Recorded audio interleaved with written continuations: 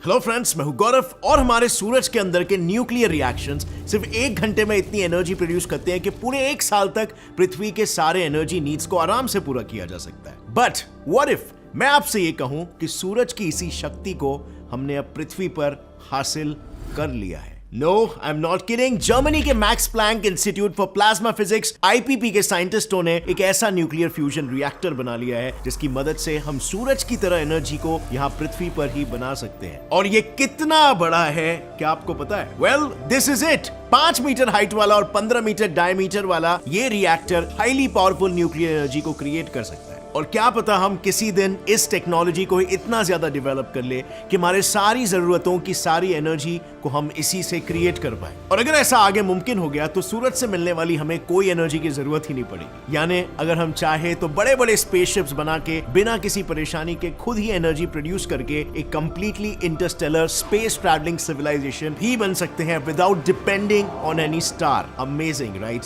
इतने कम एरिया में इतनी ज्यादा एनर्जी जैम पैक हो सकती है और प्रोड्यूस की जा सकती है। लेकिन ऑफ कोर्स फिलहाल के लिए तो हमारा अर्थ ही हमारा स्पेसशिप है और हमारा सन ही हमारी मेन सोर्स ऑफ एनर्जी। लेकिन कभी आपने सोचा है कि ये सन में इतनी एनर्जी आखिर आती कहां से? अब आई नो हमारे पुराने वीडियोस में भी ये डिस्कस हुआ है और आपने स्कूल में भी ये पढ़ा होगा, न्यूक्लियर फ्यूजन रिएक्शन से। अब हमने कई बार न्यूक्लियर एनर्जी की तो बात की है, लेकिन अगर हमें सन को ही रेप्लिकेट करना हो तो उसके अंदर हो रहे न्यूक्लियर रिएक्शंस को पहले ठीक से समझना होगा। सो देखो, हमारे सन में या किसी भी स्टार में फॉर दैट मैटर जो सबसे ज्यादा मात्रा में एलिमेंट अवेलेबल होता है वो होता है हाइड्रोजन। अब हाइड्रोजन पूरे यूनिवर्स का सबसे बेसिक, सबसे फंडामेंटल एलिमेंट है, एक सिंगल प्रोटॉन और एक इलेक्ट्रॉन। और अब स्टार के कोर में एक्सट्रीमली हाई प्रेशर और टेम्परेचर की वजह से हाइड्रोजन के एटम्स आयोनाइज हो जाते हैं। बेसिकली प्रोटॉन्स और इलेक्ट्रॉन्स एक दूसरे से जुड़ जाते हैं। अब कहने को तो 2 हाइड्रोजन के प्रोटॉन्स सेम पॉजिटिवली चार्ज होने की वजह से एक दूसरे को रिपेल करते हैं, लेकिन स्टार के कोर में टेम्परेचर और प्रेशर इतना एक्सट्रीम होता है कि 2 प्रोटॉन्स भी कोलाइड होकर फ्यूज हो जाते हैं। अब इंटरेस्टिंगली जब साइंटिस्टों ने इस कोलिजन को लैब्स में रेप्लिकेट करने की कोशिश की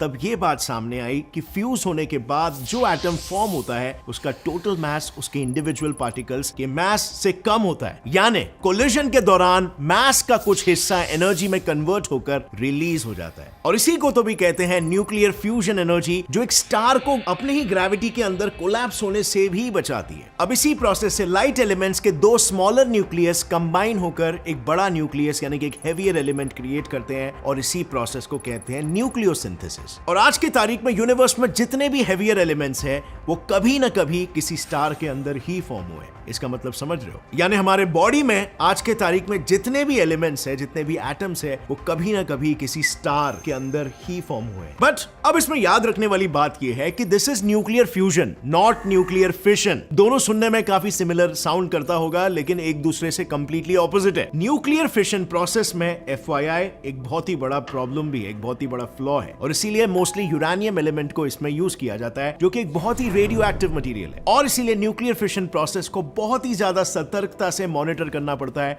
जिसके लिए ये प्रोसेस एक्सपेंसिव हो जाता है। इसमें बहुत सारे प्रिकॉशंस लेने की जरूरत पड़ती है। बट सच कहूं तो ये सारे प्रिकॉशंस लेना एनर्जी प्रोड्यूस करने के लिए हमें इतनी जरूरत नहीं है इतना एक्सपेंसिव एनर्जी क्रिएट करने की, अगर हम न्यूक्लियर एनर्जी को फिशन के बजाय फ्यूजन यूज करके जनरेट करें तो। अब अगर बात करें फ्यूजन में क्या एडवांटेजेस ओवर फिशन, तो फ्यूजन में कोई रेडियो एक्टिव फ्यूल यूज नहीं होता, यानी कोई न्यूक्लियर वेस्ट प्रोड्यूस ही नहीं होगा। और फ्यूजन में फ्यूल के तौर पर यूज होता है प्लाज्मा। इस प्लाज्मा को एक ट्यूब के अंदर इलेक्ट्रोमैग्नेट्स की मदद से मेंटेन करके रखा जाता है, जिसमें इसे कई करोड़ डिग्री सेल्सियस तक हीट किया जाता है। और जब टेम्परेचर एक स्पेसिफिक लिमिट तक बढ़ जाता है तब जाकर प्लाज्मा में फ्यूजन रिएक्शन शुरू हो पाता है। अब अगर इस सिस्टम में कोई खराबी आ भी जाती है तो क्या प्लाज्मा फिर से ठंडा हो जाएगा और फ्यूजन भी अपने आप रुक जाएगा। यानी इससे कोई बड़ा एक्सप्लोजन या कोई भी रेडियो एक्टिव खतरा नहीं होता है। और इन फ्यूजन रिएक्शंस को फिशन रिएक्शंस के मुकाबले मॉनिटर करना ज्यादा इजी और लेस एक्सपेंसिव भी होता है। तो इतने सारे फायदे हैं over fission, then why don't we still use fusion reactions? Well friends, let me tell you something.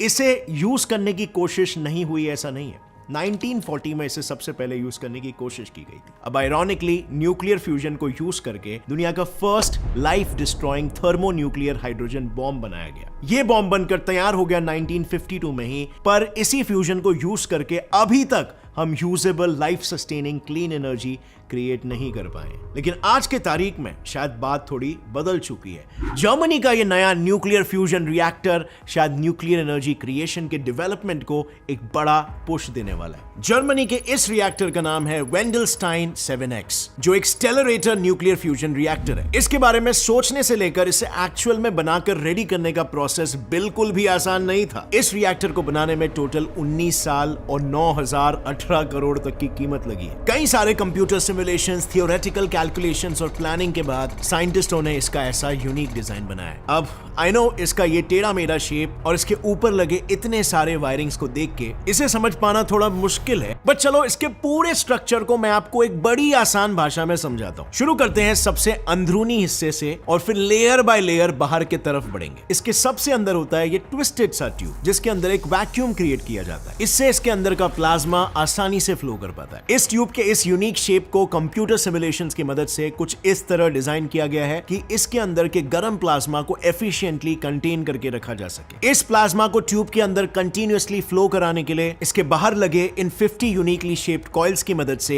एक 2.5 टेस्ला जितना इलेक्ट्रोमैग्नेटिक फील्ड प्रोड्यूस किया जाता है। सुनने में छोटा नंबर लग रहा है? Well, let me tell you, ये फील्ड हमारे पूरे अर्थ के मैग्नेटिक फील्ड से 1 लाख टाइम्स ज्यादा है। इसकी मदद से प्लाज्मा को एक कन्फाइंड स्ट्रक्चर में मेंटेन किया जाता है, बट सिर्फ मैग्नेटिक फील्ड से ही फ्यूजन अचीव नहीं किया जा सकता। अब क्योंकि हम यहाँ पर पृथ्वी पर सन के कोर जितना प्रेशर तो रिक्रिएट नहीं कर सकते और इसीलिए हमें टेम्परेचर को ही इंक्रीज करने की जरूरत होती है, और ये मुमकिन हो पाता है यूजिंग माइक्रोवेव रेडिएशन। इसकी मदद से प्लाज्मा को 10 करोड़ डिग्री सेल्सियस तक हीट किया जाता है, जो कि हमारे सन के कोर के टेम्परेचर से 7 गुना ज्यादा है। अब चौंका देने वाली बात तो ये है कि प्लाज्मा का इतना हाई टेम्परेचर होने के बावजूद ट्यूब के बाहर सिर्फ 1 मीटर के डिस्टेंस पर लगे इलेक्ट्रोमैग्नेट्स का टेम्परेचर लिक्विड हीलियम को यूज करके -270 डिग्री सेल्सियस तक मेंटेन किया जाता है, which is almost absolute zero। इसके पीछे की वजह यह है कि इतने कम टेम्परेचर में ये कॉइल्स एक सुपर कंडक्टर की तरह काम करते हैं। बेसिकली बहुत ही कम इलेक्ट्रिक सप्लाई में भी ये कंटिन्यूअसली एक मैग्नेटिक फील्ड को जनरेट कर पाते हैं। मतलब ये दुनिया का एकमात्र ऐसा सिस्टम है जिसमें इतने छोटे से डिस्टेंस पर ही हमें इतना बड़ा टेम्परेचर का फ्लक्चुएशन मिल जाता है। तो जस्ट 1 मीटर की दूरी पर एक्सट्रीम कोल्डनेस। मेन कॉइल्स के ऊपर दूसरे सिंपलर कॉइल्स भी लगाए जाते हैं जिससे मैग्नेटिक फील्ड में फाइन एडजस्टमेंट्स किया जा सके। इसके अलावा पूरे सिस्टम को मॉनिटर करने के लिए और एक्सपेरिमेंट्स के ऑब्जर्वेशंस को रिकॉर्ड करने के लिए कई सारे रेगुलेटर्स भी इसमें फिट किए जाते हैं, और इसके बाद पूरे सिस्टम को अलॉन्ग विद सारे इलेक्ट्रिक वायर्स, कूलिंग ट्यूब्स और इलेक्ट्रिक कॉइल्स को एक प्रोटेक्टिव फ्रेम के अंदर बंद कर दिया जाता है। इन सभी इंस्ट्रूमेंट्स को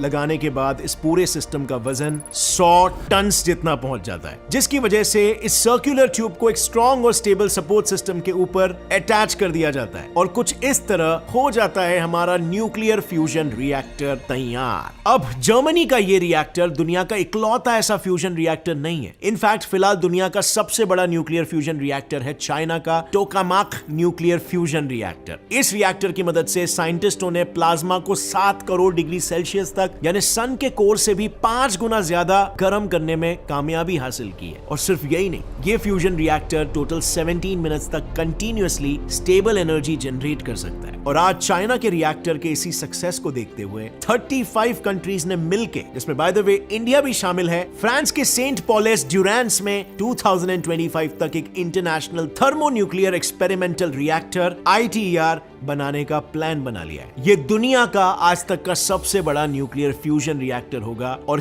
क्लीन न्यूक्लियर एनर्जी जनरेट करने की कोशिश करेगा। बट जहां एक तरफ हम इसका साइज बढ़ा रहे हैं, क्या ये भी पॉसिबल हो सकता है कि हम इसके साइज को थोड़ा और छोटा बना दें? I mean, of course, बिना इसके एनर्जी आउटपुट को इफेक्ट किए इसे इतना छोटा बनाया जाए कि मेरे हाथ के एरिया में ये फिट हो जाए। सो क्या हम इससे एक आर्क रिएक्टर बना सकते हैं? Well, just think about it. हाँ, ये सच है कि इसके लिए हमें इसे और भी ज्यादा एफिशिएंट बनाना जरूर पड़ेगा, और शायद इसका एनर्जी आउटपुट में भी थोड़ा सा कम हो जाए। but I feel like it's definitely possible. But आपकी इसमें क्या राय है फ्रेंड्स, नीचे कमेंट्स में जरूर बताना। और आपको क्या लगता है इस न्यू टेक्नोलॉजी के आने के बाद हमारी एनर्जी कंजम्पशन और एनर्जी प्रोडक्शन किस तरीके से चेंज होने वाला है, उस पे भी अपने विचारों को नीचे जरूर पेश करना। और अगर इस वीडियो से आपको कुछ भी नया सीखने मिला, एक लाइक जरूर ठोकना।